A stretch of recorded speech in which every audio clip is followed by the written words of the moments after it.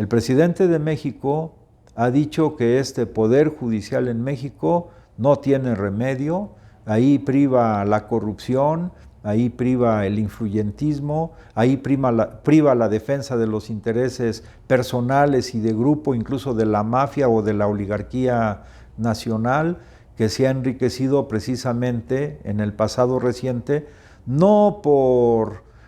prácticas positivas, sino más bien por prácticas engañosas, delincuenciales, de cómo han hecho su riqueza, por un lado, sustrayendo recursos importantes del erario público, y por otro, las empresas o semiempresas o pseudoempresas que reciben algunos contratos, pues inflan los precios o inflaban los precios, y aquí la situación ya es ahora otra. Pero además el presidente ha dicho que el Poder Judicial en México pues no puede enmendarle la plana al Poder Ejecutivo, sobre todo con la última modificación a la ley, que prácticamente el Poder Ejecutivo no toma en cuenta los procedimientos seguidos por el Poder Ejecutivo, por los diputados y senadores de nuestro país, y de manera ya mañosa trata de imponer, incluso se ha vuelto ya en la práctica, no solamente su función judicial está ejerciendo, sino ahora quiere ejercer la función legislativa. Por eso el presidente dice que para resolver este problema de fondo, pues hay que ir a la esencia del tema. ¿Y cuál es la esencia? Pues que el Poder Judicial no es electo, es designado, incluso por otros poderes, que es la composición del Poder Ejecutivo y el Legislativo, pero de acuerdo a la Constitución es un poder autónomo, pero esa autonomía no le da derecho a legislar, en este caso, a componer la plana a los legisladores o, en la esencia, al propio Poder Ejecutivo, porque él es el que ha enviado estas iniciativas de ley. Entonces el presidente lo que propone es, por un lado, que se elijan los magistrados, como en uno de los periodos más importantes de nuestra historia, que fue el periodo de Benito Juárez. Benito Juárez, recordó el presidente, fue antes presidente de la Suprema Corte de Justicia, pero se elegían los magistrados. Entonces es ahora, de acuerdo a nuestra historia, en uno de los mejores momentos del Poder Judicial, que fue en la etapa del gobierno de Benito Juárez, pues es que se elijan los magistrados. El otro tema es que los salarios y las prestaciones que tienen los magistrados pues son totalmente insultantes. El presidente ha sacado detalladamente toda la millonada de recursos económicos que se destina para mantener a los integrantes de un poder que en este momento no hacen caso a las propias leyes y que se dedican solamente a defender los intereses de las grandes empresas de la oligarquía nacional.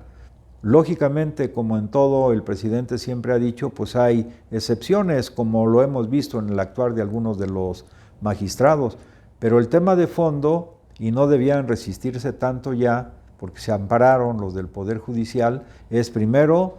no pueden ganar de acuerdo a la Constitución más que el presidente de la República, entonces hay que retomar ese tema otra vez, pero para resolver esto, el presidente ha planteado el Plan C. ¿En qué consiste el Plan C? Pues consiste que para las elecciones del 2024, las personas que coincidan con el proyecto de la Cuarta Transformación no solamente voten para la presidencia de la República, sino también que voten, es el exhorto que hace el presidente, voten parejo para la presidencia de la República y también para la integración del Poder Legislativo, diputados y senadores que se van a elegir en la próxima elección del 2024, para que los partidarios de la Cuarta Transformación puedan tener lo que se llama mayoría calificada tanto en el Senado de la República como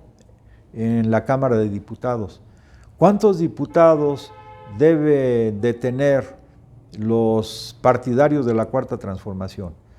Pues deben ser las 2/3 partes. De 500 diputados, 2/3 partes son 334 diputados. y en el Senado 2/3 partes para que se puedan aprobar todas las reformas constitucionales son 96 diputados. Entonces el exhorto del presidente en este plan C es que si alguien se identifica como son millones de mexicanos con la 4T, voten por el candidato o la candidata a la presidencia de la República y también por las planillas de diputados y senadores. Esto daría, ahora sí, una posibilidad ya directa de poder llevar a cabo reformas constitucionales. Y dentro de esas reformas, pues evidentemente que debe ser necesariamente la reforma al Poder Judicial. El presidente dice que si esto pasa, en septiembre, un mes antes de que él salga, el 1 de septiembre empezaría a funcionar la nueva legislatura, enviaría de inmediato una serie de iniciativas de leyes que van orientadas a modificar distintos artículos de la Constitución mexicana, no solamente los relativos al Poder Judicial, sino también otros como el de la Guardia Nacional, que dependa de la Secretaría de la Defensa, etcétera. Pero eso solamente se va a lograr si se tiene en la Cámara de Diputados y en la Cámara de Senadores la mayoría calificada, es decir, 2/3 partes de diputados y 2/3 partes de senadores. Pues esperamos que nos des tus comentarios, sabemos que la inmensa mayoría que nos escucha están de acuerdo en los cambios democráticos que se están dando en el país y a los futuros cambios democráticos que está planteando el presidente de la República. Por eso es conveniente votar parejo, no voto diferenciado, sino votar